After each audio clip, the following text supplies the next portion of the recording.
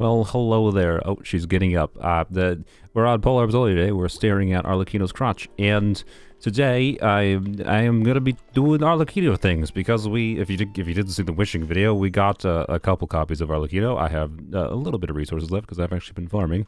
I was originally planning to activate our constellations this video, but I'm not going to. I'm gonna save that for probably another video or live stream.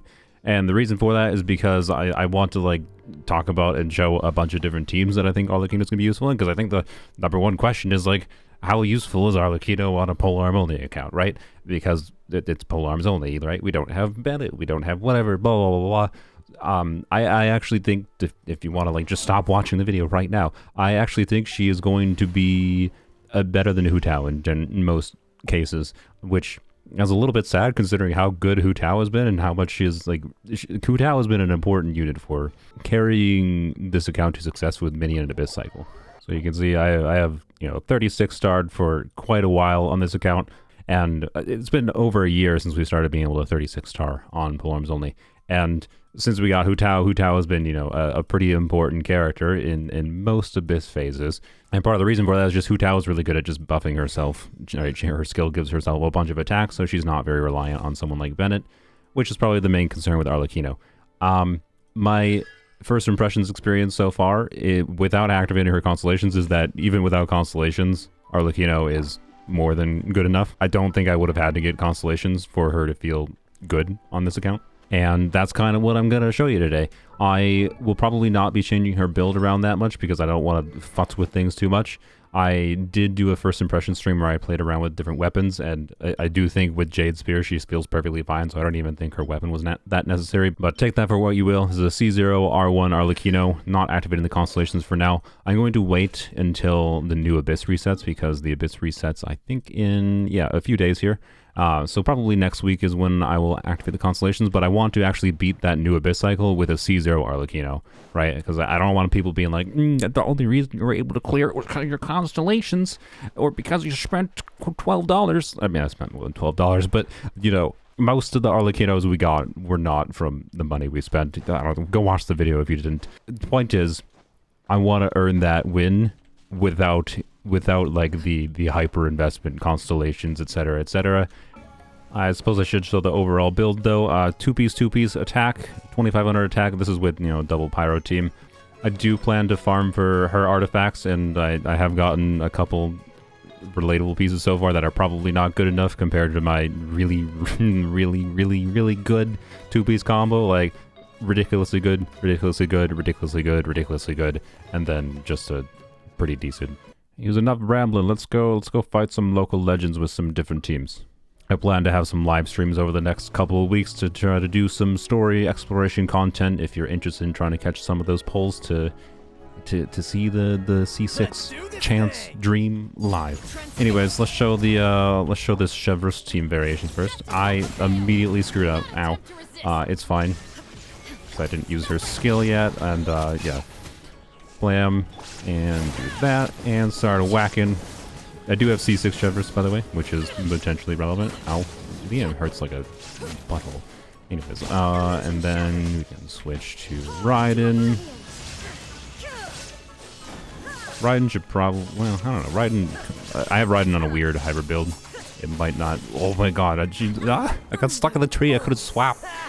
I'm too hot to handle. Okay, no, I refuse. I hate Liam. I hate him so much. I refuse to bow down to him. I'm going to beat him without having a character die for once. Chevreuse teams are probably always going to be one of the stronger team variations for Arlecchino, by the way. But anyways, point is, right, Chevreuse teams are good, but they're probably the most similar to what Chevreuse teams are like on a normal account. The other teams we'll get into will be a little bit more unique to Polearms Only. Let's do this thing. Let's do this thing. Alright, do this first this time, and do this, and catch the particles of Xiangling. There we go. Alright, and now start whacking, and hopefully don't die in his poop on the ground here.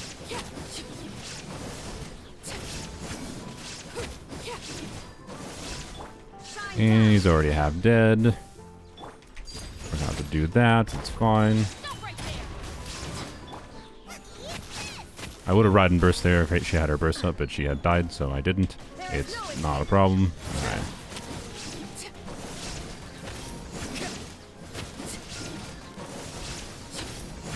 She's almost dead, but it's fine, because he's dead. I guess I can show Jade Spear, right? Don't even have to change the build around because the base stats are so similar. Arlecchino in general is really context dependent, I'd say, on how good different teams feel. Anyways, let's see how Jade Spear does here. Let's not forget to Raiden, do this. Don't really have to do Chevreuse Burst there, by the way, but it's fine. It doesn't really matter that I did. It's not technically useless. Yeah, you can see we're still getting actually. Oh god, let's not die against. I do hope my tea has... And let's do this. See if we can get our health back. Yeah, look at that. Alright. I-frame that, and blam, and blam. And look at that, we have recovered successfully. Oh god, he's doing the punching again. Alright, let's not kill him. Let's not kill him. No, not kill him. Did he just kill me? He better not have just killed me. Bro, he did kill me. I didn't even let me teleport. Ugh. It's fine. I just wanted to demonstrate Jade Spear for the sake of, like, proving my point earlier about how I don't even feel like her weapon was necessary for her to feel like a good and usable character on this account, right? But her weapon does feel nice. It's just not necessary. And I don't know. She feels so good that, like, I'm genuinely looking forward to activating her constellations, but also genuinely scared of how strong she's going to become. Like, I feel like it's just be like, oh, well, I guess I'm always using this character until the end of time. I'll activate them eventually. Stay tuned for that. I really want to go and get these, like, chests that are around, by the way. You know what? I guess, okay, listen to my inner soul. I need to get the chests, because if I don't get the chests, how will I get Primo Gems for C6 Arlecchino? I honestly think one of the more notable things about Arlecchino's weapon is the fact that it enables her to basically ignore the need for her skill to cook on enemies in Overworld. You can just do a charge attack and you'll get an up onto life to start doing an infusion. You know, I'm not trying to press people to go for her weapon. She's more than functional with many other weapons in the game. But it's where I've actually noticed it the most. Is anywho's very good that I got those 2 Primo Gems. That's 1/1,000,000th of the way to C6 Arlecchino. And I don't know, this team is a good example, I think, of there's more attack buffs in the game, right, than Bennett. And that's something that really annoys me about people. Like, I'm not gonna name any names, but it annoys me about certain theory crafters that always like assume Bennett is going to be used. From using her on my main account, she likes to step outside of Bennett's circle a lot, just naturally, and I find that really annoying. She's one of the worst characters, I think, with Bennett as far as like the annoyance of circle impact goes. Even though Bennett is a pretty synergistic unit, so it depends on context again, right? Like if you're against enemies that are bosses that sit still, she feels perfectly fine with Bennett. But just I love that she does that to Helitril. She'll like yoink them sometimes and they just go flying behind her. This character is so fun. Anyways, so yeah, Bennett is not necessary because, believe it or not, there's other sources of attack buffs in the game. Chevreuse is one of the better ones because she can, you know, buff attack by 40% as long as she has 40k HP. Anywho's, enough about Bennett. Let's go into actual more polearm teams. So there are, I'm not going to bother showing all the different variations of the Chevreuse team. I showed my Abyss history before. I've been able to 36-star many hard Abyss cycles, or easy Abyss cycles, without Arlecchino. I don't think she's necessarily the difference maker being like, oh, I need this character to clear. But she's going to give me a lot more options that's going to make it easier. She's going to give me more options to make competent teams than I had before. And that's really nice to have. More options is good. The more that time goes on, the more that I, you know, hyper invest in characters, through whether it be through artifacts, constellations, the less need I have to like spend 10 hours clearing an Abyss cycle, which is what I definitely had to do to clear some Abyss cycles in the past in this account. Okie dokie. So yeah, this team is weird because of the reaction soupiness of it, and you'll see. It's interesting how still competent the damage performance of this team is. I don't know if I'm gonna lean towards playing this team very often because it's obviously worse single target damage than the Chevreuse team was, right? But the notable things going on here though in this team is that it has a lot of element coverage to potentially deal with certain enemies. So for example, as an example, oh, I don't have the map unlocked. Well, the Inquisitive Baptist is the only enemy that prevented me from 36 starring in an Abyss cycle. I think he is coming back to the Abyss soon, so this is a team I might actually use against the Inquisitive Baptist because it has enough element coverage to potentially deal with, you know, an annoying enemy that has 3 different element shields in close succession to each other, right? And also it has the same dynamic as the Chevreuse team with Raiden, wherein I can use Raiden and start to burst on Raiden, and miss my hit and deal meaningful damage with Raiden still. So I can't say this is going to be like a priority team for me to use with Arlecchino, but at the same time, probably going to be strong enough for me to consider using in a lot of contexts. So next I want to talk about this team, and notably I want to talk about this team in the context of the fact that there is a benefit to Arlecchino not applying as much pyro as Hu Tao does, because Hu Tao, in case you are not aware, everyone talks about Hu Tao in the context of how she can vape, and that's because she can do a bunch of charge attacks and get a really big vape damage when she's triggering Vaporize on all of her charge attacks. But she applies pyro on every one of those hits, which means you need a lot of hydro to be able to enable doing that consistently. And Candace, as much as I like Candace, she is not applying enough hydro, even with C6, to be able to vape consistently on Hu Tao. And blam, I didn't trigger Fab, but oh well. Alright, and let's just do normal Hu Tao things. You can see she just immediately overwrote Candace's hydro, and Candace vapes instead yeah. Candace also has the nuance of when you use her burst, she has 3 instances of hydro application that happen whenever she swaps out, right? So now that I'm swapping, I use those 3 instances, she's not going to do any more hydro.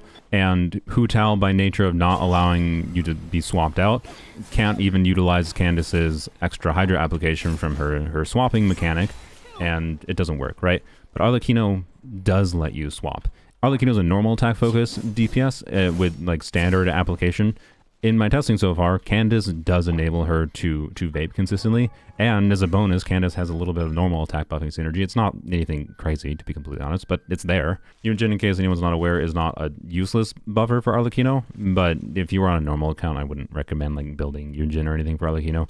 She's not ideal. She does give Geo Resonance in this team, and she does buff normal attack damage a little bit, which is not useless. Like, a damage increase is still a damage increase, right?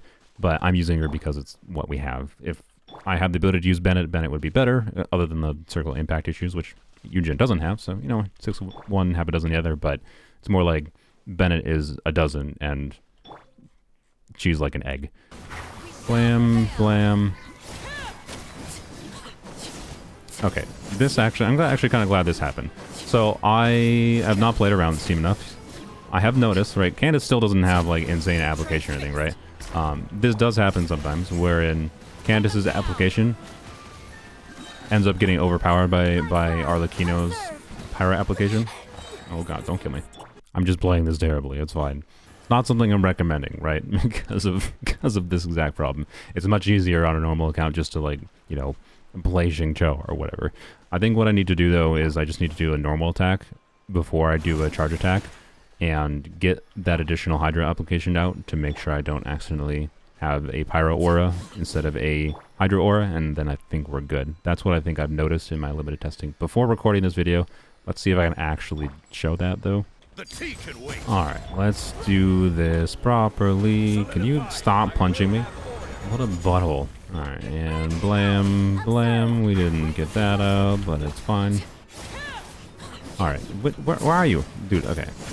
There we go. See, now he has a hydro aura. We're getting consistent vapes. Blam. See, it works. I told you it worked. And now let's see if we can do a second rotation. I don't know why I even did that. I didn't have to. I wasn't low on health. I probably should have swapped out at some point to refill energy, but it's fine. Alright, do that, do that, do that. Yeah. Oops, let's not forget to charge attack. Okay, I goofed up there again. But either way, you know, we're getting bonus damage regardless, even when we screw up. That you can see, it's not like the team damage is that much worse than when I screw up the stuff there. The fact that Vape Arlecchino works as well as it does in this account, even though it is a bit clunky as you saw, is I think really awesome. And like, again, it's another team option to use in Abyss. So the last team I want to talk about is this one, which you're like, wait a minute, this doesn't include Arlecchino. Well, it does once I remove Xiangling. And this team is basically just a Vape Rosaria team. So with the Gilded Dreams build on Rosaria here, this Rosaria gets, this is more ER than she needs in this team, but this Rosaria gets a lot of damage. This team is something that people have suggested I use with Hu Tao before instead of Xiangling, but the reason Hu Tao doesn't work here, to keep things really simple, is that Rosaria and and notably Shenhe both have like skill cooldowns that you want to use their skills multiple times per rotation. And the nature of, Hu Tao wanting to be on field for a bunch of time doesn't really enable you to use multiple skills per rotation, right? So what you end up having is this situation of Shenhe wants to use multiple skills, Rosaria wants to use multiple skills. You lose a whack ton of damage because her ER needs go up, her ER needs go up, and then you're losing the damage from the individual skill cast, and you're losing the damage from the fact that you're not getting the quota refresh from using her skill again. It just doesn't really function. Like, it's not even a good team, in my opinion, when you're doing Hu Tao, Rosaria, Shenhe, Zhongli together. Whereas it is a good team when I'm using Xiangling, because Xiangling is an off-field character. She allows that freeform swapping out. But Xiangling is a valuable character in other teams to like clear content in the game. So having the option now to use Arlecchino instead of Xiangling is a pretty big deal. And there is even potential to be able to do setups to trigger Melt, which is a higher scaling reaction on Arlecchino's first couple hits. And notably, I can probably trigger Melt on her C2, which I'm not going to do this video, but I will test that again when I activate her C2 later. Oh, this just popped in my head too. There's also mono pyro teams, right? Xiangling, Arlecchino, Toma, and Chao or something, right? Obviously is not ideal compared to like Kazuha on a normal account or whatever, but Chao still does VV, and I could do that too. That will be a functional team. I've done mono pyro variations before. I don't know, it's an interesting option, right? There is options for mono pyro focused variations, and they'll probably work fine. And the reason I know that is because Hu Tao mono pyro variations on this account work pretty well too. Anyhow, let's see how this goes. We'll actually kill him this time as well. I do have extra Bond of Life this time, but that's fine. And we'll do that, and do that, and start. I don't know why I did another charge attack there. That was just dumb. And you can see, yep, we're applying enough pyro to be able to consistently melt on Rosaria's hits. And I forgot to, I was talking and I forgot to even switch to them, right? So what I really needed to do there was, well, and it's fine because I think my Rosaria has a higher ER build anyways in this case, but what I really needed to do there was switch to Shenhe Rosaria, probably after doing the first normal attack sequence or something. And let's see if I can do this more properly, right? So let's just freeze him for a second, and do this, do this, do this.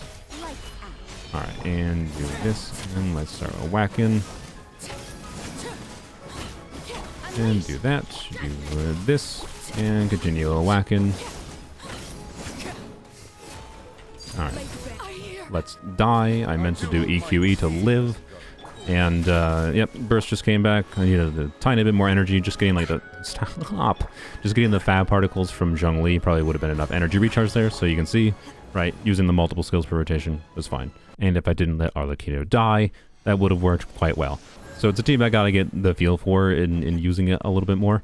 And I think that's all of the main teams I can consider using Arlecchino in right now, the main like core concepts. So let's go to the Abyss, I suppose, with one of these teams, and I'll show you how it performs. I actually don't know which one I want to use here. I would love to show you every single one of these teams at Abyss, but that would make this video way too long. You know, I think I'm gonna try this team.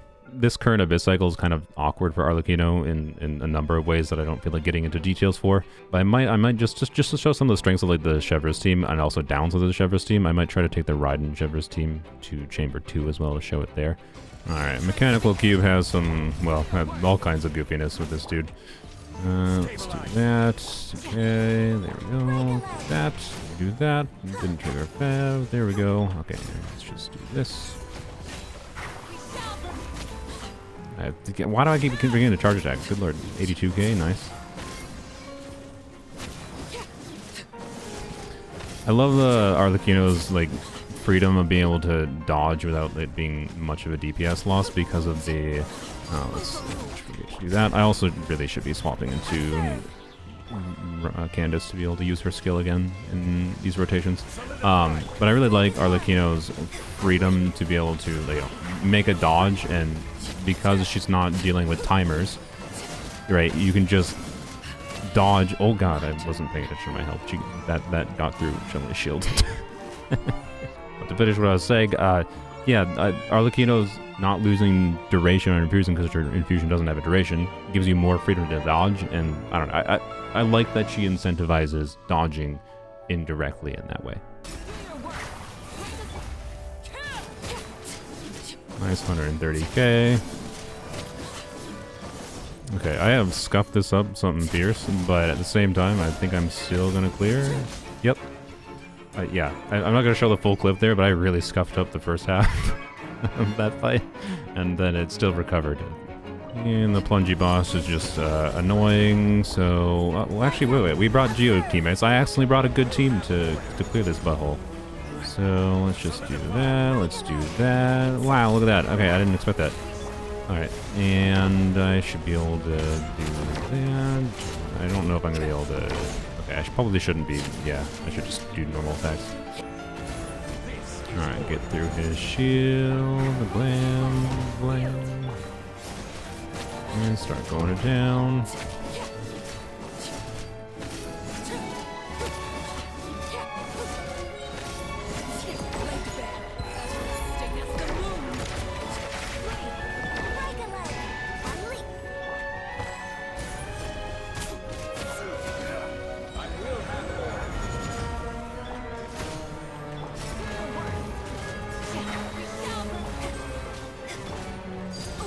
Oh, I don't know why I did that. Alright, there we go, and he should be dying shortly. I kind of goofed up there at the very end, but this was that was the first try. Normally that thing is really annoying on Polearms Only. So yeah, this team I think definitely just shows one of the strengths of Arlecchino's account, and I think it also just shows like the fact that you can do unoptimal things in Genshin and still have a more than competent performing team, right? Alright, let's do EQ to heal up, get a full heal, do that. Alright, blam. Alright. Oh my god. I love her ability to move across the battlefield, by the way. Oh, don't kill me. I love her ability to move around. Now, for a point of comparison, we'll do chicken against normal attack focus Hu Tao. This is technically something, you know, it can do. Oh, Hu Tao's not on Shimenawa. She should actually be on Shimenawa's for a fair comparison here. So yeah, you can see it just makes more sense to do normal attack, or sorry, charge attack Hu Tao, because that's what her kit is incentivized around. So even when you're not vaping her charge attacks, it still kind of makes sense to do it, is my general experience. But yeah, you can probably just tell just from the short clip here how much better Arlecchino is in that team context. Alright, so this chamber is weird. Okay, let's see how this goes. I want to use Raiden first, I think, to get rid of the Pyro buttholes and the Dendro ones. Alright, and then we switch to Arlecchino and deal with... yeah, see? That actually was a great showcase of the strengths of... oh wait, you're not dead yet. Also, I am almost dead on Arlecchino. I was not paying attention. There we go. E, full heal. Bam. Satisfying. Nice movement abilities. And... we'll use Raiden to deal with these buttholes too. So yeah, this is actually a really, really good example of a chamber that it makes sense to have like both of these on-field DPS units and just shorten their DPS window a little bit to be able to use them. I don't know, it's really interesting. We're gonna do this to be able to put a mark on, I think. Do that, do this. Do this while it cooks up a little bit. And then switch to Arlecchino and start going ham.